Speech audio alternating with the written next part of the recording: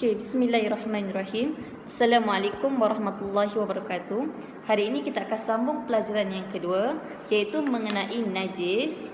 Hari itu kita dah belajar tentang pengertian najis dan juga bahagian-bahagian najis.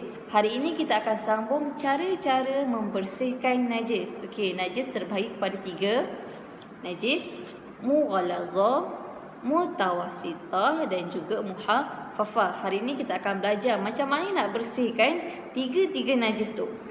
Okey, sebelum tu kita nak ulang balik. Okey, apa maksud najis tu?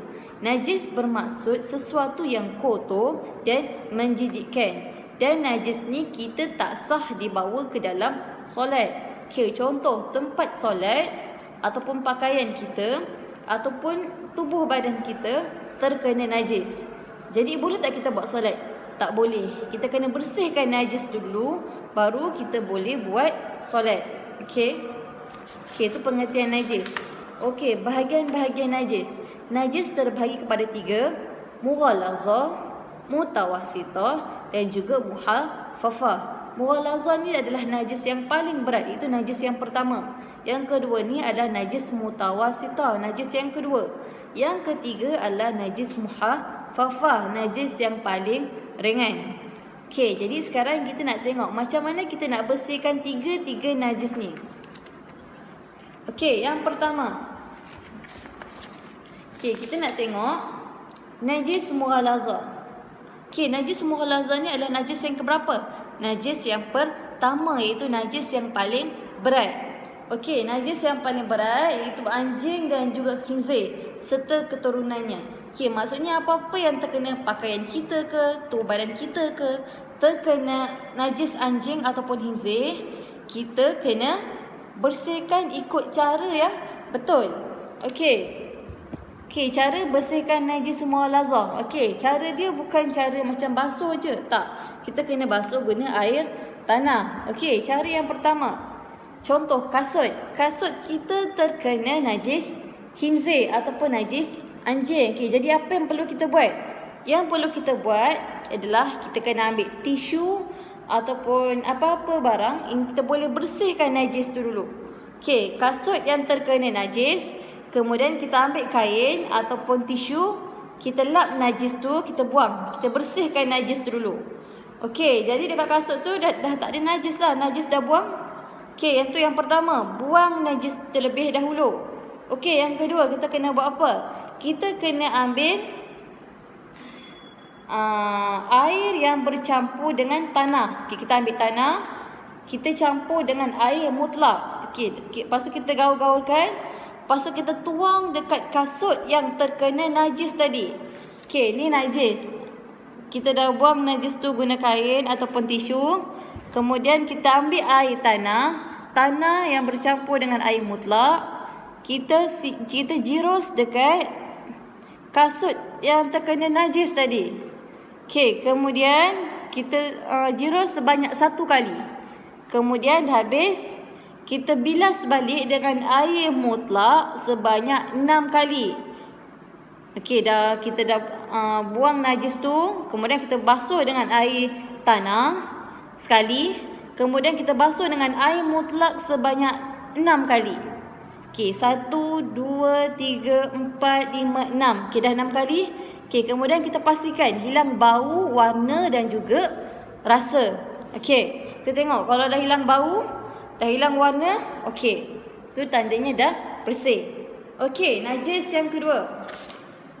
Najis yang kedua adalah najis mutawassithah, najis yang sederhana. Dia tak terlalu berat, dia tak terlalu ringan. Okey, apa contoh-contoh najis mutawassithah? Contohnya muntah, darah, nanah dan sebagainya. Okey, macam mana kita nak bersihkan najis mutawassithah ni? Okey, yang pertama, contoh baju. Baju terkena muntah, kita kena buat apa? Kita kena bersihkan muntah dulu. Hendaklah dibuang najis itu terlebih dahulu. Okey, baju terkena muntah, kita bersihkan muntah tu dulu. Kemudian kita cuci dengan air mutlak yang terkena najis. Okey, lepas tu kita basuh baju tu guna air mutlak. Okey, tak perlu guna air tanah. Kita cuma basuh baju tu guna air mutlak, iaitu air yang suci. Air paip ke, air perigi ke, air sungai ke, boleh. Asalkan air tu suci. Kemudian kita basuh baju tu guna air mutlak sehingga hilang bau, warna dan juga rasa. Tak perlu basuh guna air tanah. Okey? Okey, yang ketiga. Yang ketiga adalah najis mukhafafah. Okey, najis mukhafafah ni adalah najis yang paling ringan. Najis yang ketiga. Okey, najis ringan iaitu air kencing kanak-kanak lelaki ataupun perempuan yang berumur kurang daripada 2 tahun dan hanya minum susu ibunya sahaja. Kanak-kanak yang umurnya tak sampai 2 tahun dan dia hanya minum susu ibu dia sahaja. Okey, itu pengertian kepada najis mukhafafah. Okey, macam mana kita nak bersihkan air kencing kanak-kanak lelaki ataupun perempuan? Okey, yang pertama, kita lapkan najis tu dengan kain kering. Okey, contoh, bayi tu kencing, dia buang air, masuk kat situ ada najis.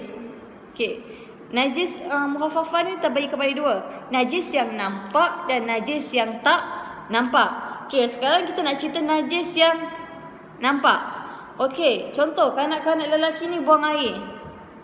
Dia kencing kat sini. Okey, kemudian kita kena buat apa?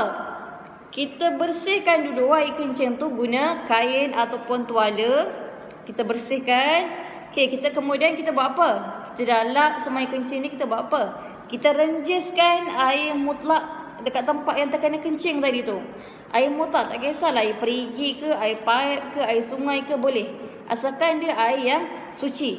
Kita renjiskan.